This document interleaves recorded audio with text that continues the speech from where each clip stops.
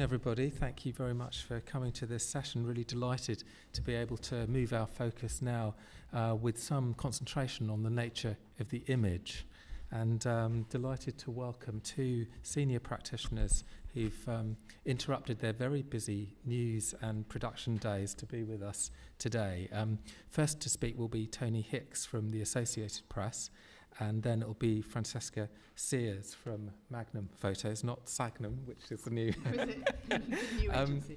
There's a bit of bio in the program online which you have access to, but I just wanted to invite them to say something about themselves, because in addition to being us seeing the professional front end of what image making means, these are also very personal journeys for specific individuals, and the way that they see the world frames a sensibility which then we inherit as we explore the imagery. So if you wanted to say something by way of introduction, I think that's always really nice for an audience. So welcome, first of all.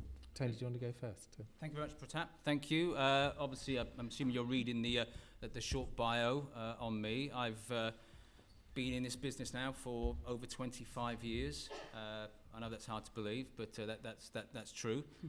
Started off in small agencies, graduated to a large agency, or the largest in the world, AP. And in that time, I've sort of spanned the age of film.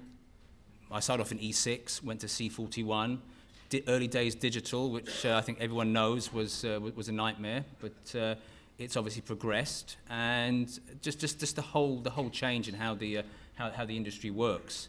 I won't say the invention of the internet, but the utilization of the internet by news organizations and media outlets, which I think has had the biggest impact on what we do, and has made our jobs more interesting, but also at the same time more challenging.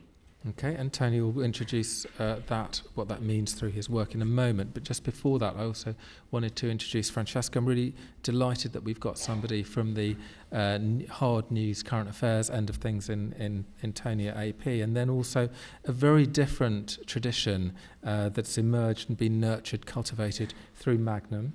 I'll let Francesca introduce herself. So my name is Francesca Sears, and I'm the content director at Magnum Photos. I have had experience both at Magnum for 5 years, not just now, but I was there for 5 years earlier on in my career. And then I went to Panos Pictures, which is another small photo agency. And prior to that, I was a gallerist, a photo gallerist. And then originally, I started off as a journalist. So I've sort of done full circle. And at Magnum, we have a very different type of agency to AP. The agency is actually owned by the photographers, so it's a cooperative. It's actually the oldest artist cooperative in the world. We will be 70 years next year. So it's a big process to get voted in to become a Magnum photographer. So it's a sort of, they self-select each other, which is a rather competitive and complicated process. And it takes 4 years for a photographer to become a full member. We have about 60 photographers based around the world, and we have 4 offices. And I guess I'll talk a bit more as we go through the work. So very good. So let's get some images shared between us and see how we respond to them. So first up is Tony. Thanks. Okay, great. Okay, hello again, everybody. Okay, I've just picked on three main. Get on the. On 3 main stories that have taken place over the last year or so. Number one is the migration crisis that's sort of been probably the longest ongoing story we've had for a long time. Then there will be the Paris attacks and also the most recent Brussels attacks, which I think have dominated, how we've been operating in AP in Europe. So I'll just run through some images again. If there's anything there that really strikes you and you want to ask a question about, then feel free, or we can wait till the end.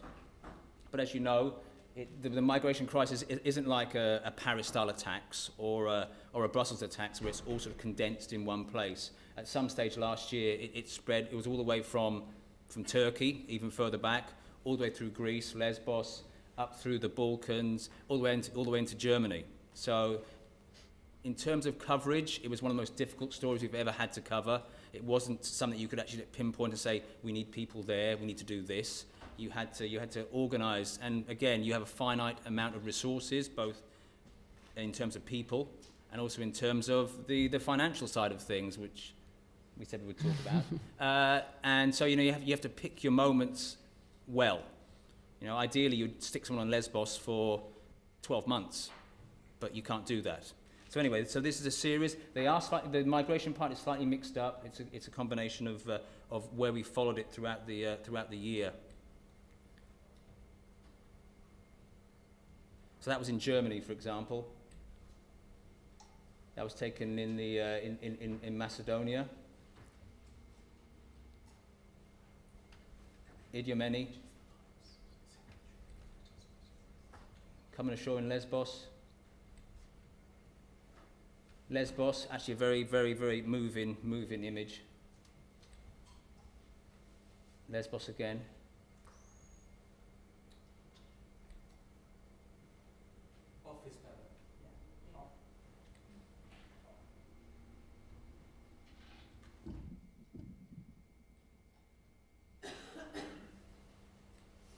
Again, Lesbos.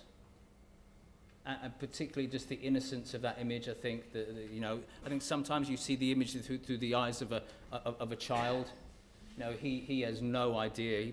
He looks as though he's going on holiday, and he's just what awaits him. We just don't know.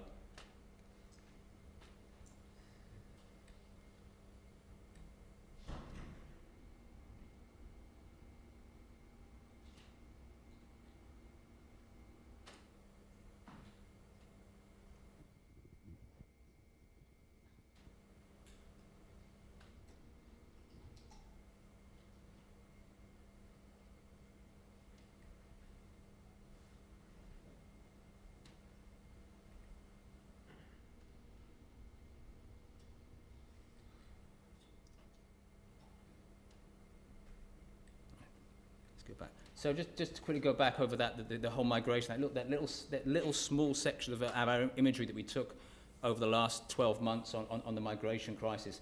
To be honest, I could have been here for three or 4 hours just going through great images. It has been sort of, there's been a wealth. If you see all the recent award season, pretty much migration has been the main winner in terms of the photography prizes. It's just been incredibly powerful. It's on our own doorstep. Did you think this would happen? No, you wouldn't. And I think, again, talking about AP, it may be some people's idea of like a big agency like Associated Press or maybe the other big ones is that we deal in certain style of imagery, big, bold, in your face. And I think that selection there's a cross section. It proves that there are detail shots. There are shots of sort of the individual. It's just a whole range of what we do these days and what works. We were going to talk about this later, but I'll bring it up now. Sort of 25, 30 years ago, you were providing for one market, and one market for an agency with a fairly sort of rigid sort of user base. It was it was one image that was going to appear on the front of a newspaper or inside a newspaper. There was no online use, there was no rolling news, there was no latest. So there is this sort of need and desire to consistently update, with at the same time maintaining quality, and at the same time not boring people. It might be hard to say that, but day in, day out images of boats coming into Lesbos, after a while we're going to, if not get boring, they were going to sort of, people want something else to challenge them. And I think you need to look for that. You need to look for something that just makes people think slightly differently about how a situation is unfolding. So that was the migration part. That again, as I said, was like a story that in itself it didn't end. It's still ongoing. It's still happening. It's easier now to cover in many ways because it's all concentrated in one country, in Greece. There's no way out for these people. So you don't have to put your teams and your photographers across half of Europe.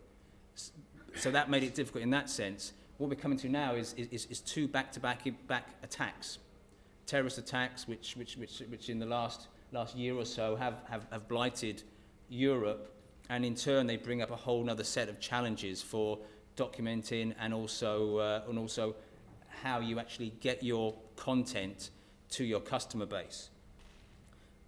So this actually is not from the Paris attacks. This is the immediate aftermath to Charlie Hebdo. I think why I chose this one first of all was it wasn't the actual attack. I don't think the actual attack made a great still images. I think for me the best still images, or the best images I remember from Charlie Hebdo on the actual moment, was the frame grabs of from the TV footage of the guys actually executing the police officers outside the offices. But this seemed to, for me, this sort of summed up Charlie Hebdo and the difference between that and the attacks in November, in the sense there was a sense of defiance in Paris, which it was a lot less in November. There was on the night of the attacks, people gathered in the Place de République, as it says, not afraid. 3 or 4 days later, how many millions marched through the streets of Paris, including world leaders.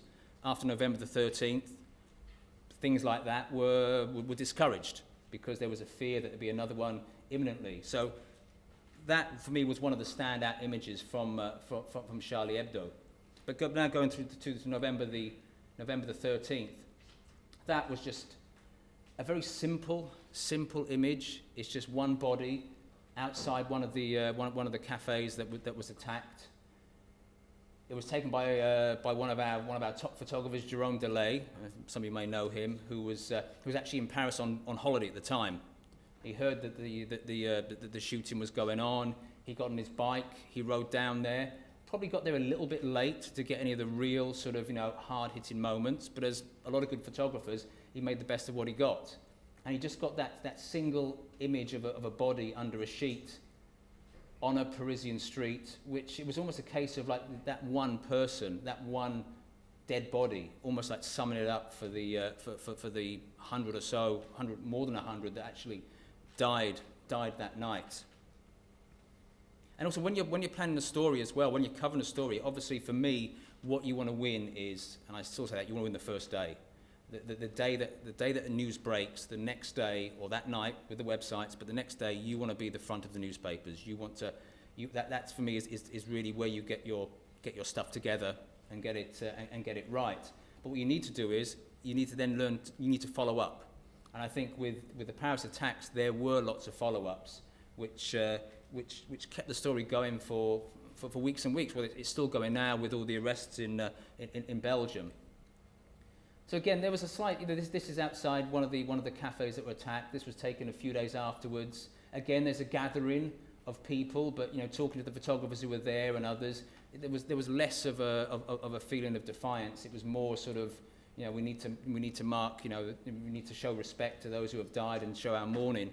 But it was 2 minutes left. Oh shit. Okay, let me get going. Okay. This is a great image. This is a fantastic image. This is by Peter de Jong. He was brought in from the Netherlands to cover this story. This is on the Sunday when they were outside again paying their respects, and some idiot let off some firecrackers, and you just see the panic. It was the panic in the streets of Paris, and again, children. It's look at the fear in the faces of the children. It's won a lot of awards, and rightfully so. Paris, different image. Yeah. That's on the raid in Saint-Denis. Again, do you expect to see police officers running around like the Wild West in the streets of Paris? And again, just a nice, different image showing that what AP, what Reuters, what AFP do these days is different what we were doing 25 years ago. Quickly, this one can come up maybe in the discussion later. This is a piece of UGC, user-generated content. It was from the Brussels attacks. It was taken by a member of the public, albeit somebody who worked for a TV station. It is the key image, I think, from the day of the attack, is the image that was used most globally. I'm going to go 2 minutes. I'm not just through. Again, UGC, I think, is something we need to talk about during this conversation because I think it's so important to what we do these days.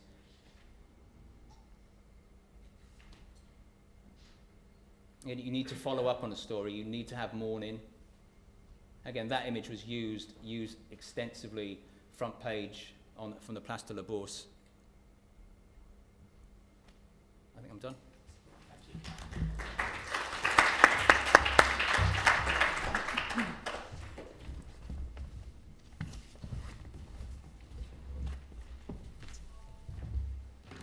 Hello, everyone.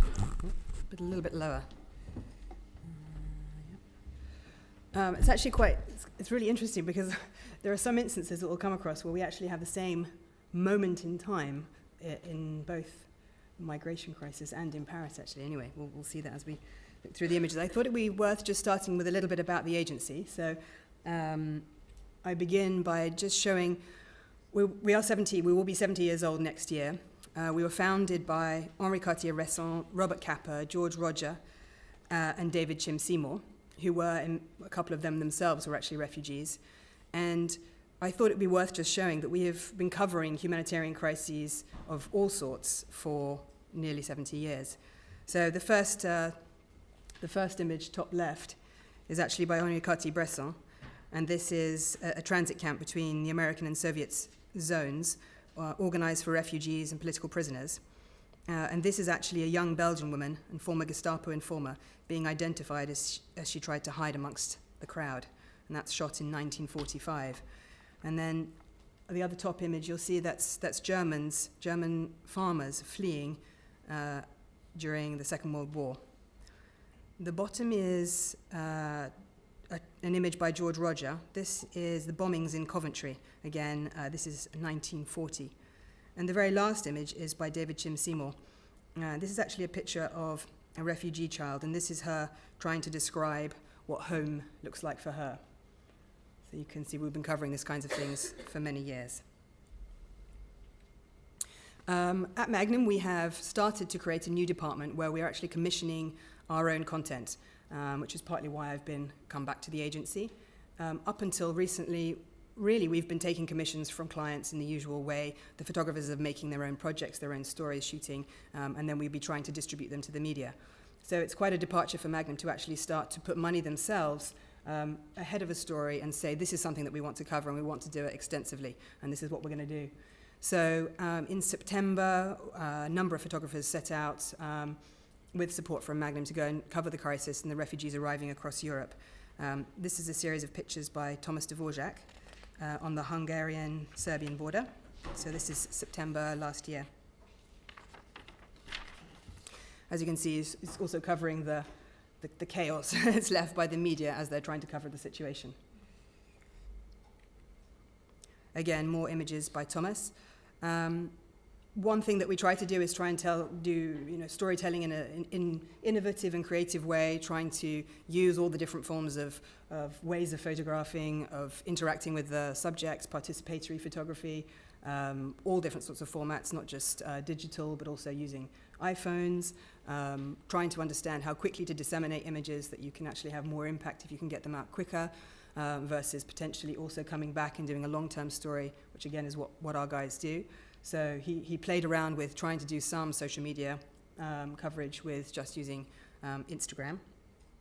And then, of course, the image that perhaps we'll come back to later about the power of the image and the image of the child of Aylan Kurdi on the beach in Lesbos. So this is a picture by Alex Maioli. He's covered many, many crises across the world. He's specialized a lot in the Middle East. And he's currently actually looking at a much wider project on European identity crisis. So for him, this is the migration and the refugee crisis is very much part of this wider picture of us reflecting upon what it is to be Europe today, what are borders today. And this is one of many images that he's shot on Lesbos. He actually uses, he's a very tall Italian man, and he uses flash, off-camera flash. So often, his work has been both praised and criticized for having external use of flash to help kind of create a theatrical environment. Of course, this doesn't need any extra theater. This is real life crisis here.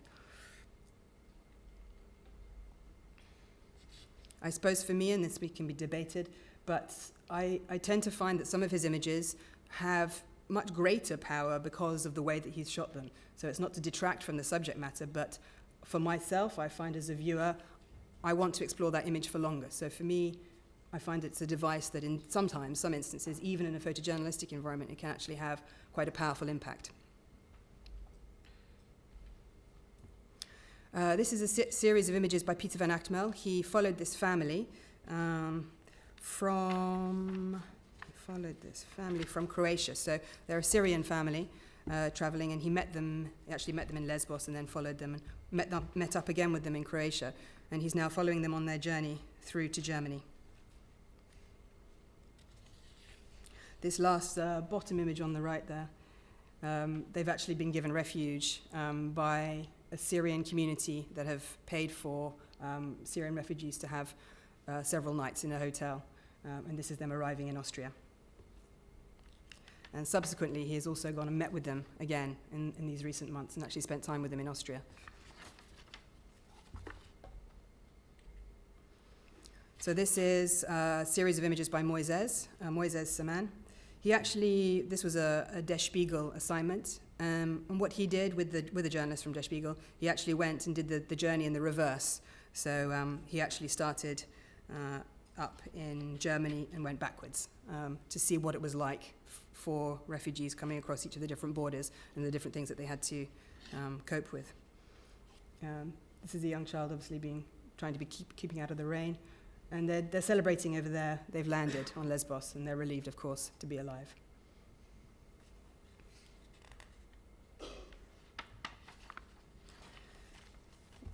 As part of the project, we also wanted to look not just at what was happening and the impact of the refugees arriving in Europe and their journeys and their personal stories, but we also started to want to look back at some of the source countries where refugees are arriving from, emanating from, and the problems that they're encountering in their home countries. This is a series of images shot by Lorenzo Meloni, and we're in Libya here. So this is actually some people smugglers who are helping migrants to get across the Sahara Desert. The bottom image here is the Libyan Naval Brigade, who have actually captured these migrants, who are obviously illegal immigrants at this point, and they're sort of displaying them, and they will now be put in detention. And those are things that have been taken away from the detainees.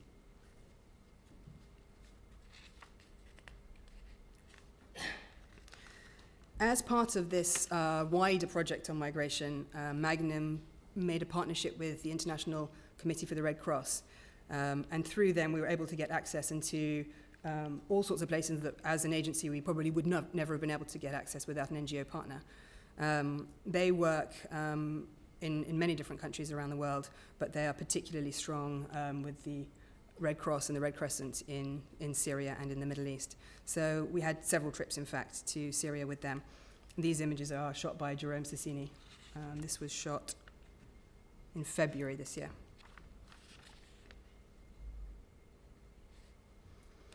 And as part of the work that they do there, they work a lot with rehabilitating citizens who have lost limbs for all sorts of different reasons to do with the conflict. And actually, the young child, I think he has diabetes, so he's coming for some treatment. This is actually another shot by Lorenzo Meloni. This is shot in early this month, earlier in April, in Syria again. This is in Homs. He went during the period of the ceasefire. And this is Aleppo. Sorry, this is Homs.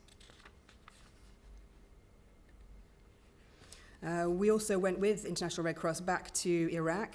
Iraq has hundreds of thousands of internally displaced people, so many of them, of course, are not making their way away from the conflict and the crises there. And these are Sunni refugees. They're actually returning to their homes, or what's left of their homes, once things are quietened down. This young girl is writing in, again, what's left of her house.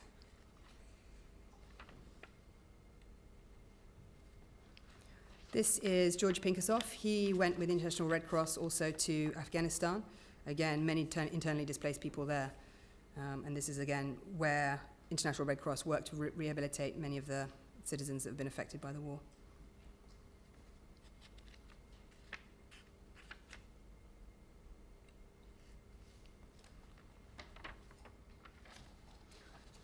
Trying to understand the picture of the crises, we also thought we should go and look at the camps that are in Jordan.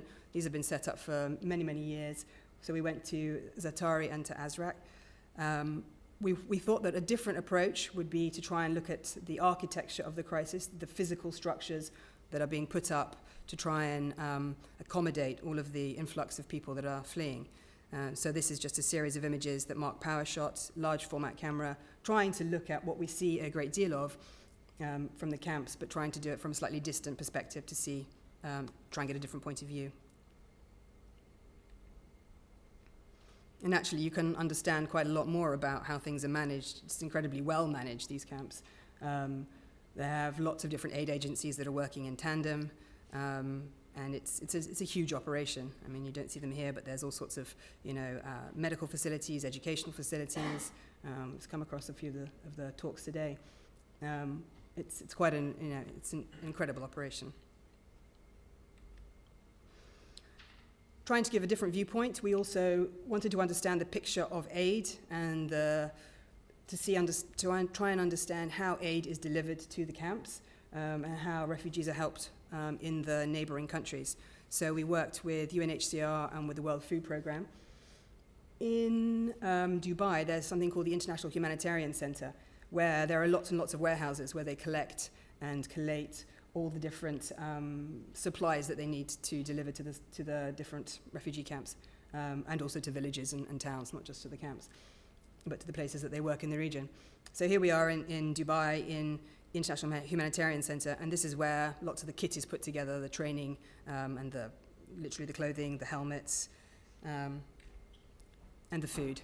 Food, plates, cups, sanitary ware, blankets. So we tried to understand what are the mechanisms for trying to support nearly 1 million people on the move. How do you get them help? What does it look like when you're collating and transporting? So we did a series of pictures there, and then we went, this is all Matt Black, sorry, I didn't say. So Matt Black then followed the path of some of this aid, and he went with the World Food Programme to South Sudan.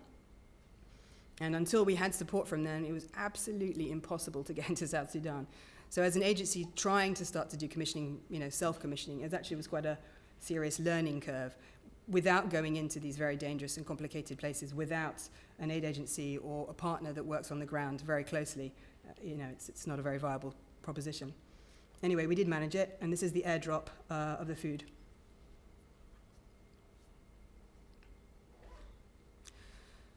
And then, I think this is lastly, we also looked with a Belgian photographer called Bika Deporte, looked at the beginnings of the first instances where families are actually being able to host Syrian, Afghani, all sorts of different refugee families in their own homes. So we have photographs from Belgium, Paris, London, and Glasgow. And it's actually quite a complicated process. Again, of course, it's a lot to do with privacy and identity. People don't necessarily want to be photographed. Many of these people are still seeking asylum, so they weren't necessarily sure that they wanted to be photographed. So there's a big process of getting permissions and making sure that the people in the photographs understood exactly what was, what we were asking of them. And many, of course, said no, which is quite understandable. We worked with an organization, NGO, called Positive Action in Housing. 3 minutes. Okay, this is a video that I can just... So we're just moving on. Sorry, I'll just say thank you very much. So that was basically just to give you an overarching picture of how Magnum might cover what is a huge crisis going on in the world today, the largest crisis. And we don't usually do breaking news. That's not really how our photographers work. They like to work on stories for a very long time. Many of them specialize in areas, either geographical areas or types of communities or issues. We have one photographer, Abbas, who's been covering religion for 50 or 60 years. And so last November, it was very unusual that we had 20 photographers on the ground in Paris. It happened to be the photo festival of Paris Photo. So many photographers were there. Many Magnum photographers are also collectible artists. So you'll find that they often have big artworks and exhibitions. So quite separately from photojournalism, or maybe with photojournalism, they will also have a big cultural output. So it was unusual that we were there. This is a video that actually we will talk about again later, that was syndicated in the end through AP. It's a short video by a photographer called Patrick Zachman.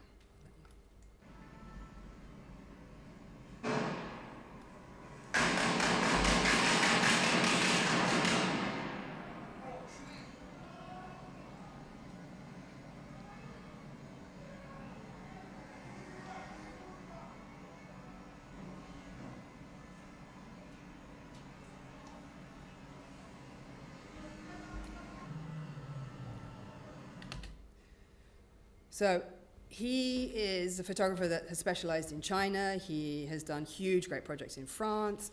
He has also shot some films. But, he was just a guy, a Frenchman on the street in this particular instance, and he saw the police cars streaming past him. He jumped on his moped, and he hadn't, he kind of reignited his journalistic instinct that he hadn't really tapped into in that immediate way for many, many years. He jumped on his moped and he followed them, and then he got this footage just on his iPhone 4. And as it transpired, it was the only footage of that particular shooting, listening to the Bataclan and the shooting going on. And this is some of the coverage that we got. So although we're predominantly a stills photo agency, we ended up being in a position over that weekend of trying to sell and syndicate video footage that went all over, something like 30 to 40 broadcast channels around the world, because it was unique footage. And in the end, we enlisted the support of AP, because really we're not set up to do that at all. So what we do more of, usual stuff, we had assignments with photographers on the ground. So this is interesting, it's the same image, it's the same moment. But this is a Magnum photographer's take on it. This is Peter van Achmel. He's trying to get the scenario. He wants you to see the people, he wants you to see French people in that moment, their anguish, not just the body on the pavement. So it's quite interesting to see the comparison. Paolo Pellegrin on the bottom, somebody looking at the bullet holes afterwards, obviously the grief, and that's Paolo Pellegrin in the nighttime. So that's just usual assignment stuff on the ground. You get a call, it was CNN in one instance, it was Le Monde on the other, and the photographers go out on the ground and they're working immediately that night, and then they worked on assignment with those publications for the next following days to see how it played out, how Parisians reacted, how French reacted, and so on. Alex Maioli. And then just, I suppose, a way to typify slightly the difference between our styles. So part of this new commissioning budget, if you like, photographers can come and say to us, I really want to cover something and I really would like to do it this way. So Mark Power, in this instance, he said, I really want to go back. I was there on the night. I'm a large format photographer. I didn't know what to do. I didn't know how to react. But it affected me hugely. I would like to go back to Paris and spend some time and reflect upon what that night meant to me, but also to Paris. So he has gone overnight, in the middle of the night, so this is 4 a.m., and he's gone back to all of the important places where incidents and terrible things happened, atrocities happened that night. And he's shot them slow, slow exposure. He doesn't want anybody in the pictures. He just wants, people to have a chance to reflect upon those spaces and that morning. And Place République at 6 a.m. Okay, thank you. Thank you. The lights on, please. So many thanks for those presentations. Lots of questions in my mind, but I think it'd be much better if we're led by you. So if there are questions or comments, let's keep them brief, but as many as we can. We'll start with the gentleman at the back in the corner, please. Thanks.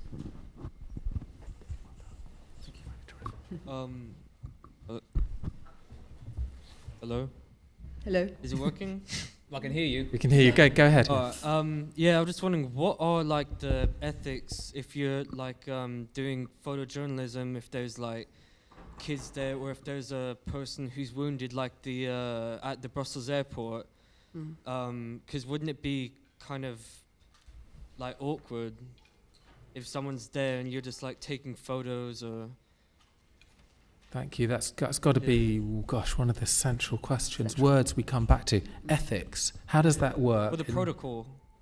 Oh, and protocol, okay, so there are Yeah. industry norms as well. Do you want to say for each of your commissioning environments or practice environments what that word ethics means for you? Maybe giving an example from one or two of the images we've seen. Who wants to go first?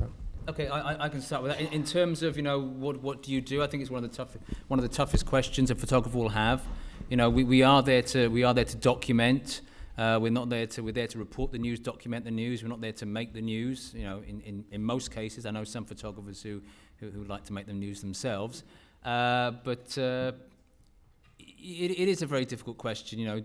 When do you break off? When do you say, right, that's enough? I'm now going to sort of get involved. We have had instances of photographers who have put down their cameras and assisted, sort of people coming ashore, or people in situations where they've been caught in an explosion or a terrorist attack. It is very much, I think, a personal decision.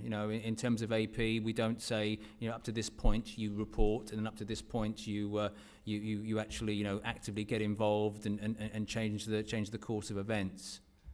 I think part of that question was about specific industry protocols. Was that right? What would be normal when there's maybe a young child or a disturbed child witnessing something terrible? What kind of guidance would you give? In terms of guidance, it's just a very, very difficult question, difficult situation.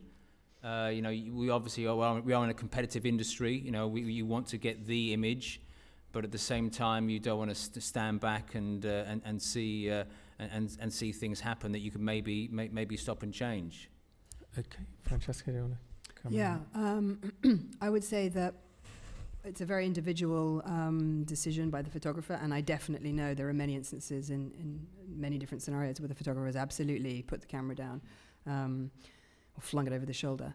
In a sense, Magnum was founded by George Rogers' decision not to photograph. That's right. In a way, we might Yeah. come back to that, but just on this question. Yeah. For us, I think we always try to make sure that the photographer has interaction with the subject and tries to get as much information about the person. In the instance with a child, it's very difficult. You're trying to find if there is a consenting adult in that moment. It's happening in a flash, so that's very unlikely in many instances. But the environments where you're trying to be careful, you will try to capture as much information about the persons that you are photographing as well. There's another dynamic critique here, is that many of the agencies and many of the professional photographers are from the so-called developed world, and they're practicing in the global south in many cases. And there's certain things that, would we do the same thing if it was here? I mean, it is here now, isn't it? But looking at the imagery you see back, is that... Well, we had photographs of the plane that came down in the Ukraine, and actually it was Jerome Cicini, and it was MH13, 17, and he happened to be in the Ukraine because he was covering the conflict there, but actually he was first on the scene and he covered the crash, and he had photographs which showed Western people, white-coloured people, in all sorts of very, very distressing positions, and we came under a lot of scrutiny at that time. We did put them on the Magnum website, like we would with any other imagery, like we would of imagery of people from the global south. And yeah, actually the media, in fact, The Guardian in particular, was particularly angry that we had done that and that we had treated a situation where we might consider, people from the developed world had been seen in positions of discomfort and all sorts of hideousness. So that but we felt that we should, it wasn't it's an open source place. You can go and look at the photographs on Magnum. But many of them chose not to put them on the front covers. Okay. I think that one of the problems for AP is because, unless I got the way that Magnum operates wrong, AP does have primarily has a push system. We push our content out to our customers, and a lot of our content, some of our customers, it's a direct publication. If somebody somewhere on a photo desk presses a button to send an image, that image is published.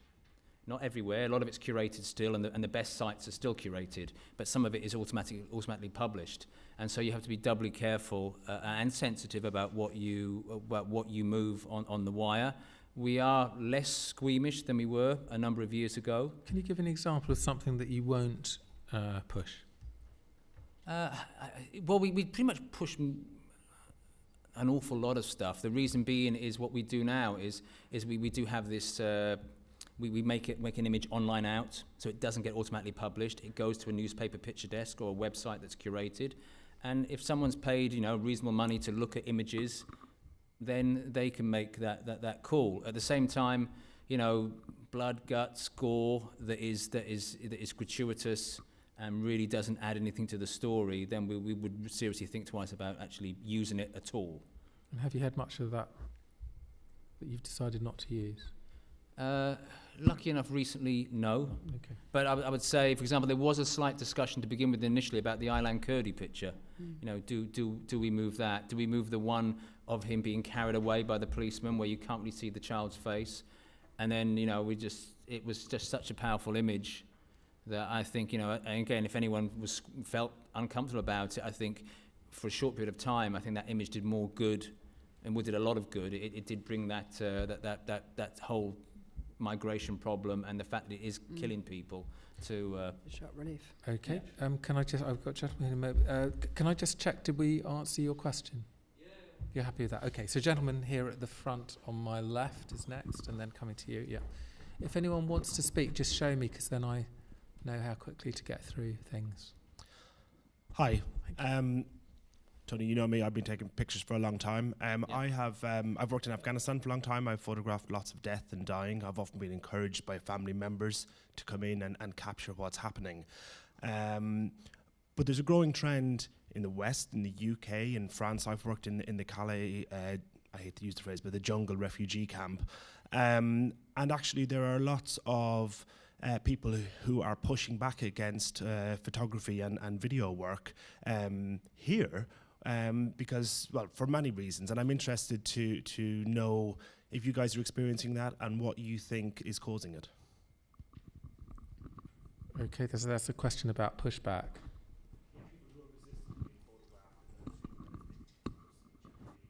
We might come back to you once they've spoken to see how you've handled an example from your own experience. Thank you. Good question, yeah. I would say on the whole, we would respect that. If someone pushes back, we would respect their wishes not to be photographed. As I said, I know especially in some instances, people have invited photographers in to document. Look what's happening. Look what's happened to us. But we would respect that. Especially if it involves if it's a delicate situation, we wouldn't force our way in and just go against people's wishes. Yeah, I mean, I definitely know from our experiences in Afghanistan and in Iraq, people are much more aware there, and definitely there are people that have been photographed who are being helped by International Red Cross, for example, who, were happy in the initial instance and then were not happy for their images to be used, and that's fine. And actually working with ICRC, it's part of the way the relationship works with the photographers. It's one of the toughest contracts, if you like, to be working with them as an NGO, because we do absolutely agree that they must, absolutely with people that don't want their images to be used, to respect that. But also, if in working with certain situations where they could be called into question for their partisanship, we have to be very careful. And so any of those images also cannot be used. So, yeah, we're very aware that can be a problem. Francesca, you also talked about, in terms of the dynamics of production at Magnum, many of your photographers tend to be, put it on a slower burn, or they've got a more photo-essayistic documentary approach. Does that change or impact the nature of the relationships and therefore lead to a different kind of way of visualizing? Yeah. I would say that sometimes, for example, with Peter Van Achtermel or with Moises, or actually I could cite many of them, they have long-standing working relationships with both either individual families, individuals, or communities. So returning again and again, you're building trust over a period of time, and that allows you to have a certain level of access that you probably wouldn't get if you were there too briefly. And many photographers end up either living in the country or countries or the region where they want to be shooting, and understanding it for a greater period of time. And Moises is a good example of that. He moved to Egypt for that. Thank you. I'm seeing lots of hands up, so do you mind if I collect a few more voices first? Thank you, appreciate that. So gentleman at the end here, what I'm going to do is collect 2 or 3 comments and then come back to the panel, because I know lots of people want to get in. So gentleman here first with glasses, thank you. And then the lady with her hand up at the back, thanks. Hello, I'm Richard Howells from King's College London, and you both showed us some great images. Thank you. In fact, great images, Tony, was a phrase you used, and I agree. But it seems to me that the reason I thought so many of the images you showed were great was for reasons of form rather than just content. I like the lighting, to which Francesca alluded. I enjoyed the composition. And so I have a two-part question for you. The firstly is, to what extent is the selection of images we see influenced by aesthetics rather than sheer content? And consequently, to what extent is our understanding of crisis aesthetically driven? That's a great question. I'm just going to hold it in our minds while we collect a couple of other comments. So the lady at the back, please. Go Hello. ahead. Just to echo what the gentleman just said, thank you for showing some incredible images. In some respects, it's made the session a lot more moving than previous sessions and quite powerful, so thank you. I don't know how to phrase this question, but some food for thought and to hear your opinions. How do you feel when you are, the images you choose to publish, and the wider context they bring, any prejudices they may, for example, confirm? Having worked for an international development charity and done a lot of fundraising communications, one of our challenges was trying to get over poverty porn.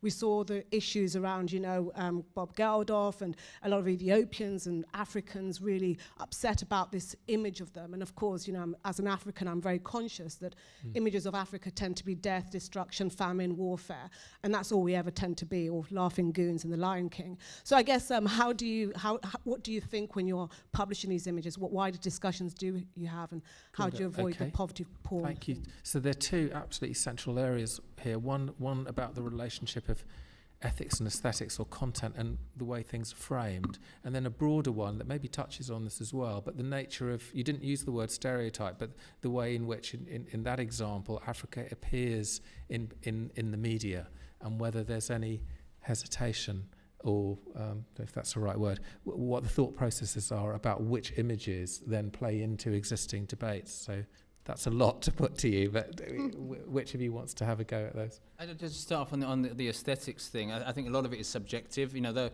else could have been here from AP and they would have chose 20 different images.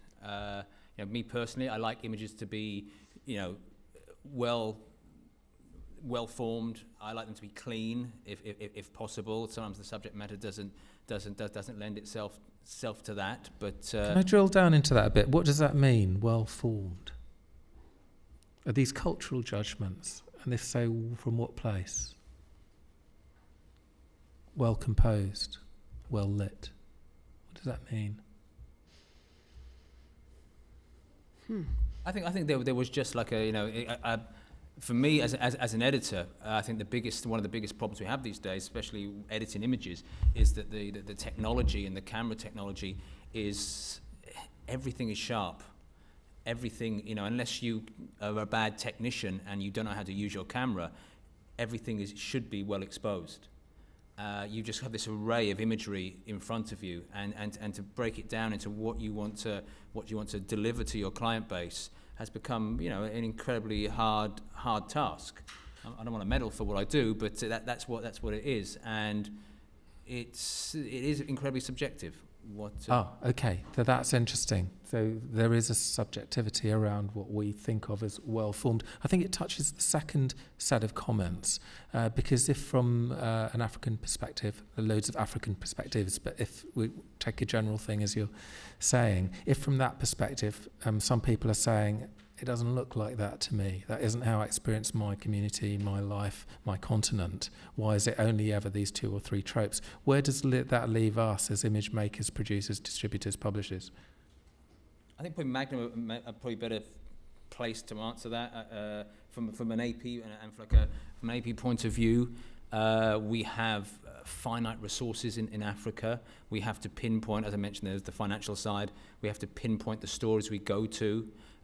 So last year we had a really crack team in Nigeria for the elections, which the coverage was excellent, and actually I think in the end it was a feel-good story. There was an election that we thought, this is going to kick off.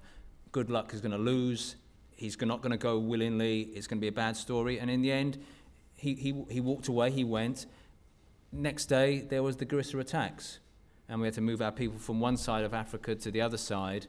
And that sort of, maybe is the more commonplace story you see out of Africa. You see, death, carnage. And do you think you were partly at that election because you were expecting it to be a bloodbath? We would have covered it anyway, but I think we bolstered our staff because we think it's going to be controversial. But that's the same in the West. Yeah. An election that's going to be very smooth and not going to be controversial, you're going to probably give less attention to than one that is going to raise a character that's pretty unsavoury, like a Geert Wilders or a Donald Trump. Okay, thank you. Did you want to come back on any of this? I think, in terms of form, I think especially from Magnum, form can take many guises. And each photographer, one of the things about Magnum is that each photographer will have a very authored vision of their own. They'll have a very strong style. And that can be a myriad of different things, and it certainly isn't crisp and clean for many of them. It's all sorts of blurring. It's about evoking a sense of emotion or imparting some new information. They can be together or they can be apart. It depends, of course, covering the crisis, and that's what we're talking about here. It would be more about imparting some kind of new information and trying not to just build upon stereotypes, but try and unpick that and actually try and do something differently, and where possible, bring the subject into the photograph. Can you give an example of where you've refused a stereotype or commissioned something that pointed in a different direction? We've certainly worked with refugees where we've actually given them the cameras. So that's obviously the participatory photography emphasis. Yeah. Got it. Okay, thank you. So plenty of hands up. So the lady in the middle here first, and then the gentleman at the end, and the lady next to him. Can I ask you to keep your comments, questions brief so we can just collect a lot of them? Go ahead, yeah. So thank you very much for those images. I feel that they're very powerful. My question is specifically around the way the refugee crisis has been documented through photography. So I believe that images evoke emotions, and it could dictate the way that we take stories and the way that we would feel about a crisis or about a report. The way that I feel with the refugee crisis is that it kind of starts in Greece with, the picture of Alan Kurdi and the Syrian boy on the beach. And it's slowly... We're nearly out of time, so I'm going to ask you to come to a question. Becomes a security threat. So it ends up, I've seen pictures of refugees in Cali throwing stones to policemen. So I guess my question is whether, what role can photography play in changing that narrative, and whether you agree that is the narrative. Okay, so we've got, and just to hear a couple more gentlemen at the end. Hi. How do you verify photographs, the honesty of a photograph? Because I used to work in dark rooms, and I could change a photograph without touching the negative. I could actually change the meaning of a photograph to mean something totally different to what it originally was. Okay, thank you. And then the lady behind you, and then that'll be the last of our comments. Go ahead. Hello. I believe a picture can tell 1,000 stories. So from my perspective, the genre of the reporting of all of this happening in Syria, very similar to the Iraq war, has been pretty much one-sided. It's always been about the victim, but don't get me wrong. Can I bring you to a question? There's victims everywhere in war and things. Why has there not been any reporting of the other side of the story? And it's only been of women and children and lost limbs and things. Why hasn't there been pictures similar to I remember one being of Colonel Gaddafi's wife or sister, the aftermath of their palace, and then she had all of these shoes with Harrods labels on and things and stuff like that. So why isn't there been sort of two sides of the story, and it's only just been about all this blood, guts, tears and all that kind of stuff?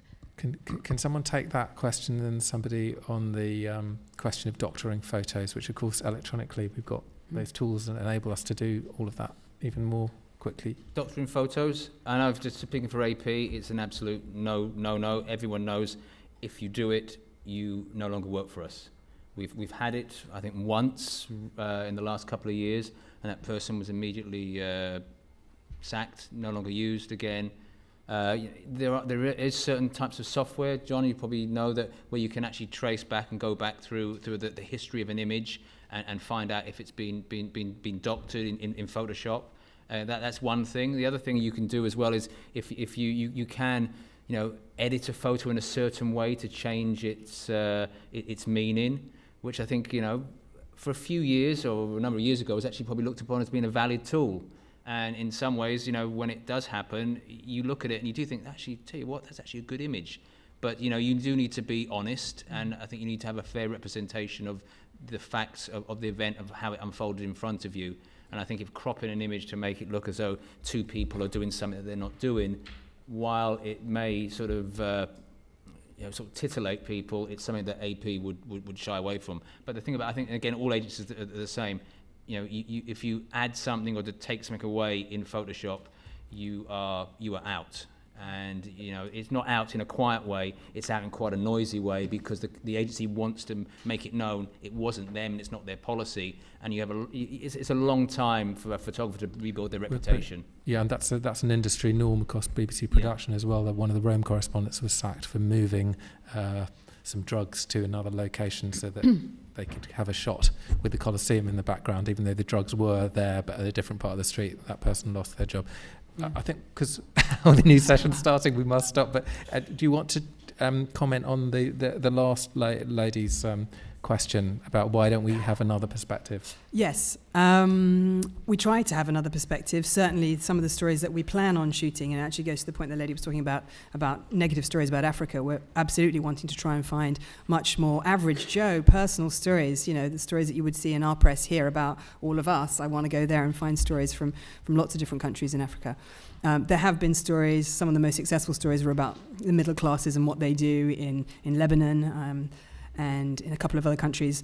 And actually those are, the daily life stories are the ones that resonate the most with us, because actually they're very relevant to how we feel about our daily lives. So they do exist, but they're rarer, I grant you. Thank you for that comment. I'm going to encourage us to continue this conversation outside, but I really do appreciate that perspective. I want to say a very warm thank you to both Tony and Francesca taking time out from their day today.